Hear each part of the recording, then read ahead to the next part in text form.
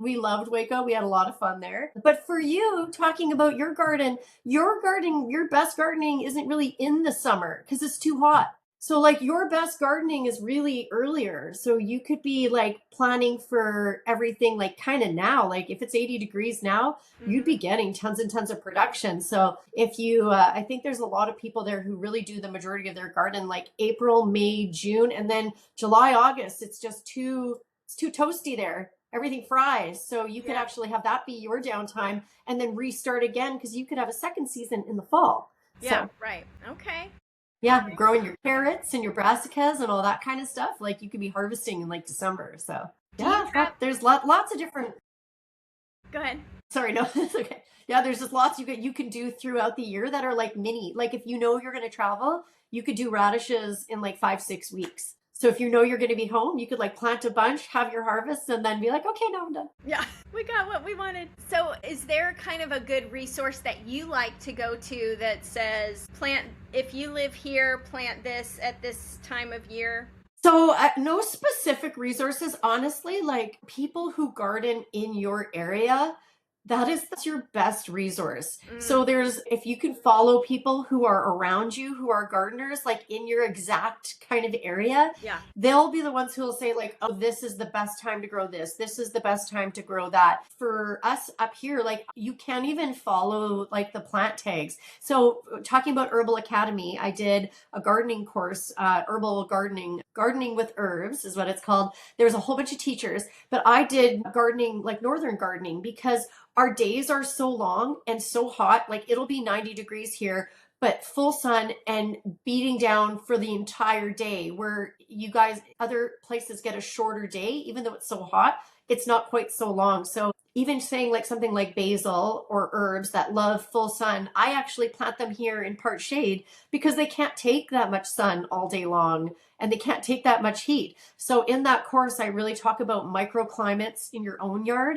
because you can even find spots that's like, oh, if they're getting a lot of heat, they're getting light in the morning and that's enough for them. So it's kind of like trial and error. So I planted on my first years here, I went and tried, tomatoes in this spot, tomatoes in that spot, tomatoes somewhere else. And then I could see like these ones did great. Those ones did terrible. So it's not even necessarily where you live specifically as like one large place, but even your own backyard, especially if you're on an acre, you can have one spot that the plant loves and another spot in your own yard where it just won't grow. So if you don't succeed in one spot, maybe be like, okay, that's a really sunny spot and it fried and the leaves were yellow and things were dry and I couldn't keep up with the watering.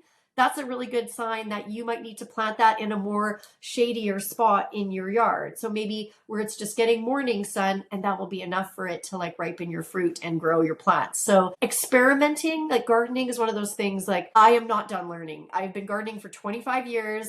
I've had gardens every year since I first moved out of my parents' house in my first home. And I can still say every year, like, I'm learning something new. I'm tweaking every year where things go and how things are. And then some years you get a different season than you did before. Like one year it could be rainier. You don't know. And something could be like, oh, this year I had great, carrots. My carrots were amazing, but this was terrible. And that's just how it is, right? Nothing is going to be perfect every year. So you kind of I joke that like gardeners are just perpetual optimists because we always say like next year is going to be better. Right. Well, it's going to be better next year. I'm going to do this so much better. Yes.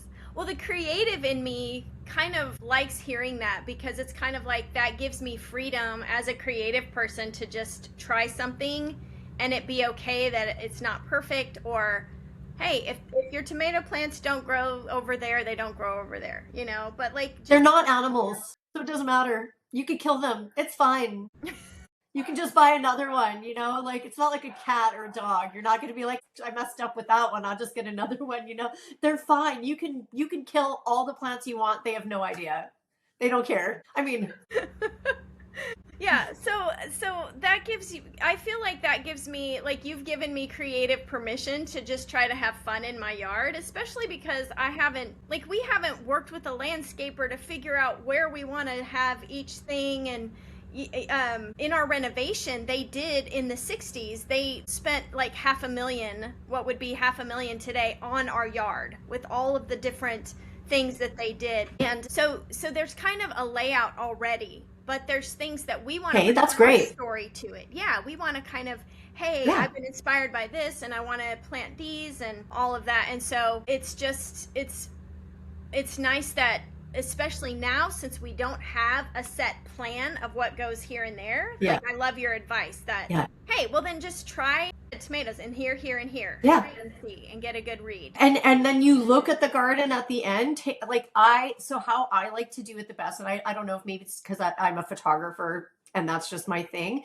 But every year I just go around my yard, like all through, like I call them my garden walks, where I just go with my camera and I photograph all my gardens around so that I can see at the end of the season how it looked when I started it, how it ended. So like if something ended up too wild or too crowded, then I know, okay, at the beginning I planted too much. And my father-in-law always says plants have suitcases, so you can move them. So if all of a sudden, like there's some you can't, some have a long taproot, like a sunflower, but typically like a pepper plant or anything, if it's early and you see, oh, I've planted way too much here, I'm seeing it really grow too much, you can just dig all around and just plop it somewhere else. Like same thing with your flowers. If you notice, okay, things are looking, sparse, or you put a few more in, and then make a little note or take a photo and say like, okay, next year I'm going to start this like this. Dahlias are one of my favorite flowers. I adore them. It took me 5 spots before they would grow in my yard.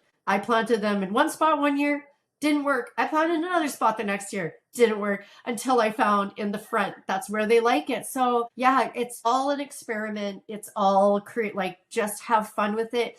Don't try and judge yourself too hard. And then like every gardener, you say it's going to be better next year. That's exactly. it next time. Lots of patience and persistence and hope. I love it.